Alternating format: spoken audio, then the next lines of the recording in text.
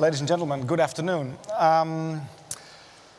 25 minutes to go, 20 slides, 2 short trailer movie films that will bring and round up the Rijksmuseum and will give you, in short, a view what the Rijksmuseum is doing nowadays. We reopened in April with a big bang. The lady in brown is our queen, our former queen, I have to say, and the guy on the left, that's me. It was the first time we did it like this, and it was not tested. And it was really amazing. And the museum survived. So I'm very happy that it opened after 10 years and a 370 million euro reconstruction, transformation, renovation.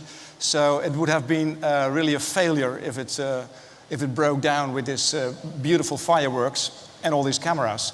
So what we wanted to do is to open 3 things. First, of course, the museum. Secondly, the institution. And third, the collection. And that is what this presentation is about. If you enter a museum, of course, you buy a ticket and you get in. I think first contact, the first steps into the building are the most crucial.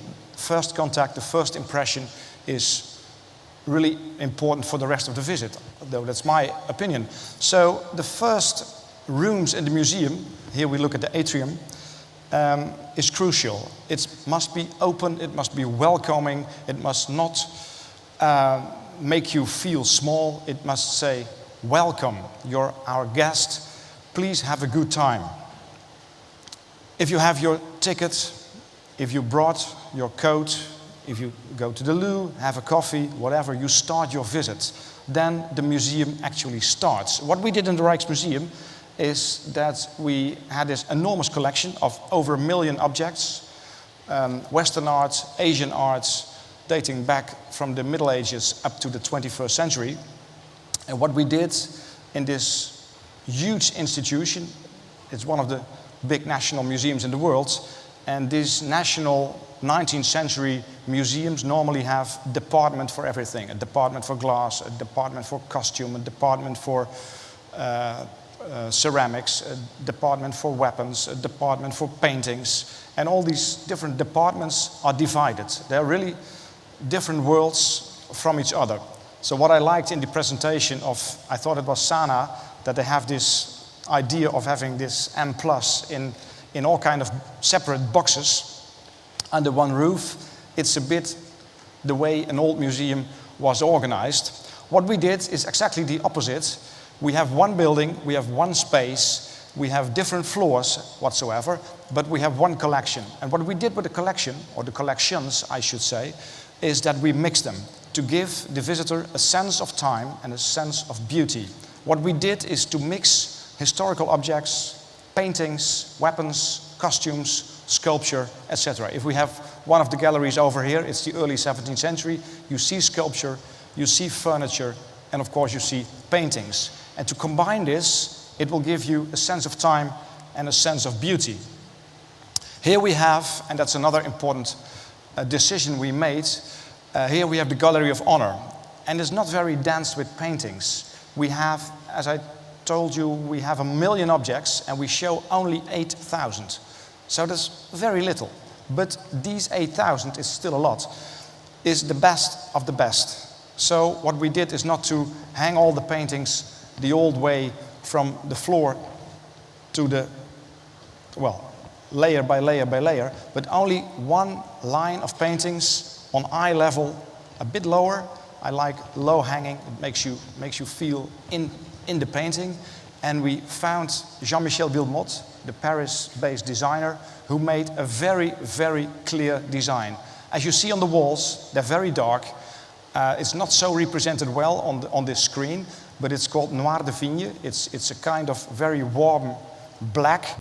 This black makes that every painting has a background that is not existing. So all the attention of the visitor is going directly into the paintings. And you forget about the surroundings, you only see these beautiful paintings. And I think going to the museum, that's what it's all about. So having this beautiful lineup of images you really are really focused on these beautiful paintings. Another thing we decided to do is to make clear where the museum visit should start. And what I saw in the presentations today, to have the opportunity of combining a public space in a city and a museum, and to mix that and to stretch the moment of getting into the building outdoor, so to bring the museum experience outside of the walls of the museum, I think that's a really advantage to do that. And there are some classical examples showing that this model really works. The Centre Pompidou has been mentioned earlier this morning, but another great example, of course, is the Louvre, where you go with the subway and you get out of the train and you enter that metro station. It's called Louvre, and you are supposed to be in the Louvre, which of course is totally nonsense. You're not in the Louvre, you're on the perron of the metro station, but because of the tiles, because of the vitrines, of the showcase and the pieces you shown, you get the idea of being already in the museum. So there the fun starts. And that's the same thing that we did here. Before you enter the museum and having your ticket, you can enter the gardens. And what we do in the gardens is exactly the opposite of this 19th century, very formal, very elite 19th century, very static museum. These gardens, this place for first contact in the city, is a very, very free, a very, very playful element of the museum. So here you enter already the museum, and you enter the museum with a smile. And I think that's a very important element of the new Rijksmuseum. It's a joyful place, and I think this really is a very important element of new museums. What are museums? I think one of the roles for new museums is to be and to act as a social hub, where people meet people, people look at people doing the same thing. Museums are the social hubs for the future, and I think that every big city should have a beautiful designed social hub, and of course that should be a museum.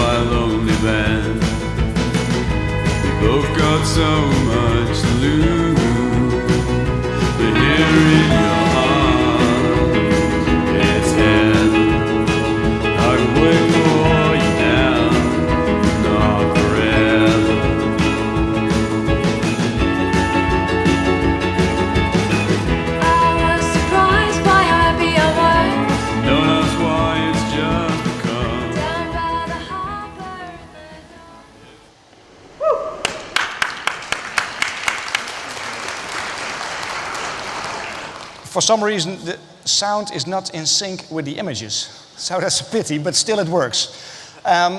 What I try to show you is this trailer done by Christian Boslap, and it's done in the sense of Rijksstudio. We opened the museum, we opened the institution, having added a new attitude towards the audience, and we also add the collection. The collection, 1 million objects, 150,000 of these objects are high resolution on the web, available for everybody, free of any restrictions, free of copyright whatsoever. So you can do, as a designer, as members of the creative industry, you can use our collection for anything you like. And what Christian Boslap showed, though it was not the ideal presentation. Anyway, what Christian Boslap did, he filtered out about 50 or 60 black and white Madonnas on etchings, on engravings, and he made this new invented video on a boy meets a girl, as you've seen in this video. So open the institution, open the museum, and open the collection. And there is the rest of this presentation about. What we see here is a screenshot of our award-winning website. Everything is image-based. It's a very easy website, though everything is under control. It's in your hands. We work together with Google Art. What you see here is the right eye of Frans Banning-Kok, the key figure of the Night Watch. And in fact, what you see here in an enormous size is only the size in real of a coin, or even smaller than a coin. So what we did with the Google Art project, and you might know that if you zoom in on your street or even your house, that you can go really from a continent to a country, to a city, to a street, smaller and smaller. And that same technique we used for the Night Watch. So you really can go over the whole painting, over the whole surface, and really zoom in to eye level of that. And that gives you really control of the objects. It almost makes you touch the image, and it makes you bring a really one-to-one contact with almost anything. It will bring and give you the collection of the Rijksmuseum at your doorstep in your own house. The Rijksmuseum website is, what it said, always full screen, and it's called responsive. So it is inviting every user to dig into every image you see, and then you will make new discoveries. For instance, this flower still life, you see the small butterfly in the corner, you can make a detail and make it full screen. I mean, this is a 17th century painting, oil on canvas. It's almost incredible to believe that the quality of this image, of this small butterfly, is in real size. It's like this. To have it here in Hong Kong on a screen 5 by 3 meters or something. I mean, it's an incredible piece of craftsmanship by the painter, Abraham Mignon, and now we see it here. And so you can search and combine every detail what you want, because Rijksstudio not only is an enormous data center, it is also a kind of, like the Germans say, a Fundgrube, a source where you can choose any crazy object you like and combine it. Here is a girl, Esther Jong, I don't know her. There are about 120,000 people worldwide who made a Rijksstudio. And this girl is crazy about moustache, and she was looking for moustache in the collection, and then the Rijksstudio giving you all the moustache that's on the web in high resolution. And that's enormous. I don't know what you can do with it. But anyway, it's very nice to do that. Or another word you can find is the color red.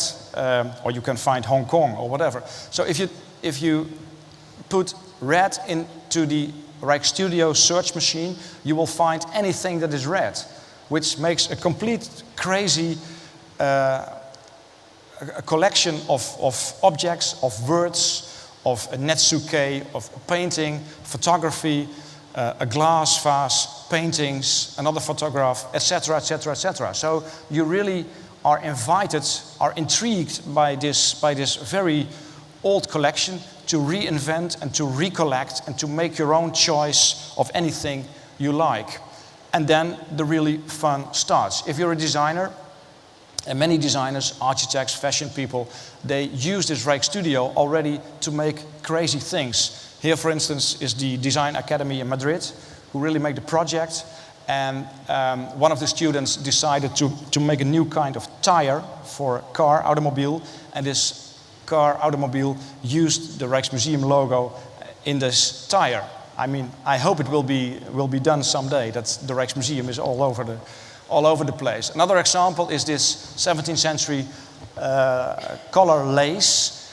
It's redesigned again, and with a laser cut you can do it again and the other day we had a party in the Rijksmuseum, and all the waitresses had this beautiful black dress, but with this golden collar lace, and it cost nothing, almost nothing, and you can make just very nice, new, fresh design, but based on a 17th century example.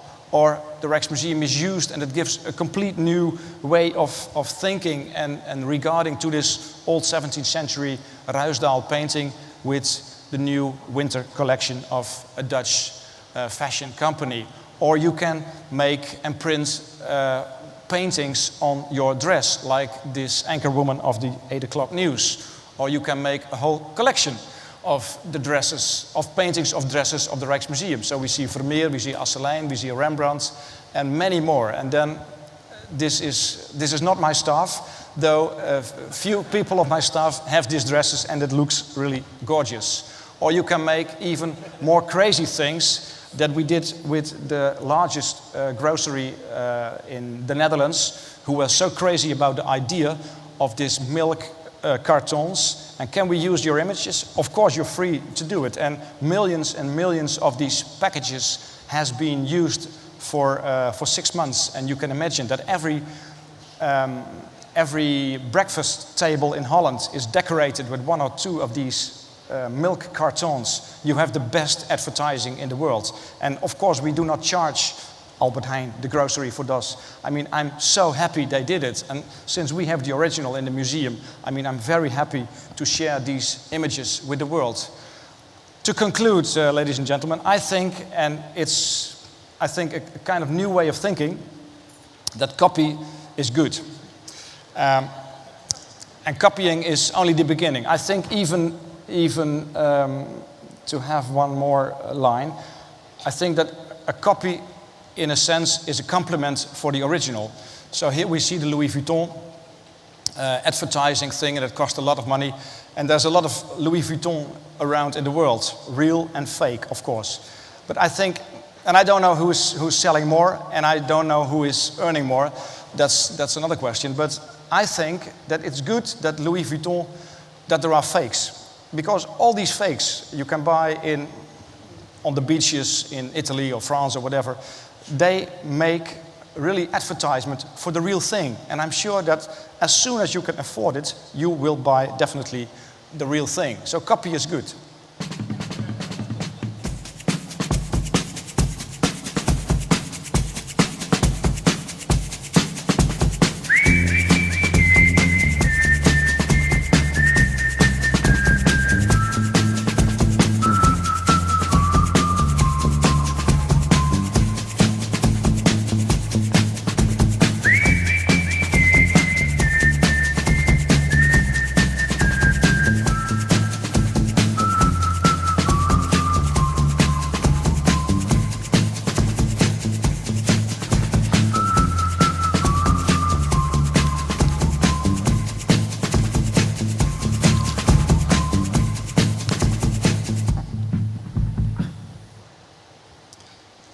Okay, so to conclude, I hope you got the message. You're invited to copy. And if you copy well, use the Rijksmuseum website. We will have a beautiful award. We will bring the best of this Rijksstudio Awards to the Salone del Mobile in Milan next year in April 2014. And maybe pieces when they will be produced in beautiful products, of course, we will sell them in the shop and make some profit after all. So, ladies and gentlemen, thank you very much.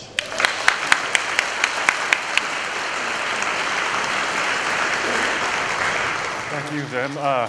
First of all, congratulations. I'm told that you're actually doing very well on time, so we will have time for questions. But also congratulations on your incredibly smart and savvy sort of attitude towards copying and sort of the acknowledgement of the reality of the situation, which is that copying is in fact good, always has been, and that in fact the aura of the original is actually enhanced in the age of digital reproduction. Are there any questions from the audience? There's one over here in the back, and then we'll go to the gentleman. Oh, I guess we'll go to this gentleman first, and then the one in the back. First of all, I will first I was very impressed of your idea, but at the same time, on the other hand, I was a bit worrying about the copyright and how people think about art. Because at the first time, I think that you make the connection between people and art to offer them opportunity to have a contact with us. But at the same time, when I look at the pop culture, some people may omit the origin of the art about like the story behind and the aesthetic at that time presenting the art or any other kind of behind story. So I'm wondering if you can have another idea like to. Sorry, I'm not really good at the presenting. If you can remind people to think about the behind story of those of the artworks on the products, it may be a better idea to integrate people with art nowadays. Yeah. Few things. I mean, I think you should read Walter Benjamin, Art in the, well, what's in English? Well, Walter Benjamin wrote Kunst, art in the age of mechanical reproduction. That's a key text on the value of original and copy and how they should relate. And Walter Benjamin wrote it, I think in the 20s or in the 30s of the 20th century. So it's a text before the digital revolution and before photography was really democratic and before it was really spread all over the place like nowadays. So, but still this text is valid very much. And I agree with what Walter Benjamin is written, that, I mean, those two have, of course, certain values and they relate to each other.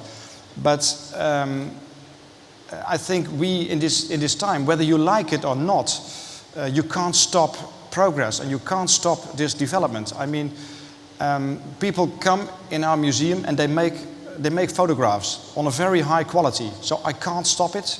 I mean, it's impossible to forbid the use of images.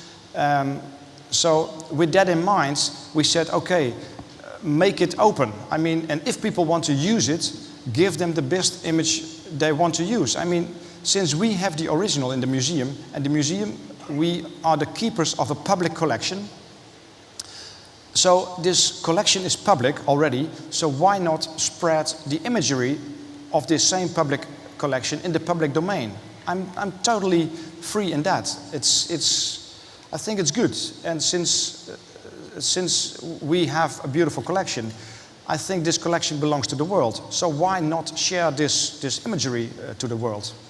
But you have to redefine the value of what is copy and what is the original, but not in the mind of this is good and that is bad. There are two different things, and I think that's a new phenomenon, and we should revalue these two elements. I think we also need to define what we mean by copying, and of course copying, there are many different types of copying and copying. Sorry, I didn't get it. We also need to define what we mean by copying, because copying can mean many different things in many different circumstances. I mean, Rembrandt in his time also copied the Italians. The Italians, the Renaissance artists, they copied or recreated the Romans, and the Romans recreated the Greeks. So, I mean, the whole phenomenon of copying is as old as art is. So yeah, I'm fine with that. There was a question in the back, and then we'll, yes. Sorry. Hello, I'm James here. So first of all, thanks for a very exciting presentation, and then I think the idea of open up the design and the pieces for everyone to share and copy for next innovation on their design, I think it's a great idea. I personally see it like I have been working with like museum and gallery to digitize their work. have been dealing with a lot of issues. They are trying holding back their copyright is really I think this is a very interesting, exciting opportunity. So the thing is like how you can actually attract more people. They have some very nice design pieces they're willing to be putting on the studio, so that for people really to see the potential, actually they can make a good use of it. I think this is something like I'm curious how you can attract people to do that. On the other side, it is really an issue, people concerning copyrights. But I think there's some way to, I think I have been working in digital media. People know like crowd acceleration, actually evolving the design. And people working in technology, they have open source, they're actually evolving the system. I think this is the trend right now, but it's just really people can see the essence of the rationale behind, instead of concerning their own design being copied, they actually see that design is actually amplifying the impact or influence in the whole world. How do you gauge this? I think when the museum making a decision to open up, I think the one thing is really how to attract people to be more generous to share. And then on the other side, how to actually gauging people to the right direction. I think this is something I want to see your opinion, because especially in Asia here, I think it would be very interesting to see the trend like this. I think we understand the question now. Wim, do you want to answer? Yeah, well, the Rijksmuseum was the first to do it very consequent in this way and on this scale. I mean, we have, I think nowadays 140, 150,000 works, high resolution, free on the web. The Getty Museum in Los Angeles already followed, and there are more museums looking to what we did, and also are opening up their collection and to spread it with the world. So I think it is a development that it's unstoppable, and so it will go on, and it's just only the beginning. And I really look forward what the future will bring. But in fact, it does not change so much. I mean, anybody can make imagery of what already is in the museum, and you can do it and, well, pay and use the normal copyright things, but for the creative process, it's just a restriction. And if you take away this restriction, I think that the process of designing will have, well, if there are less restrictions, I mean, the energy will flow faster and better. So our idea is just to have these restrictions gone, and yeah, I think that's good. Unfortunately, I think we're out of time.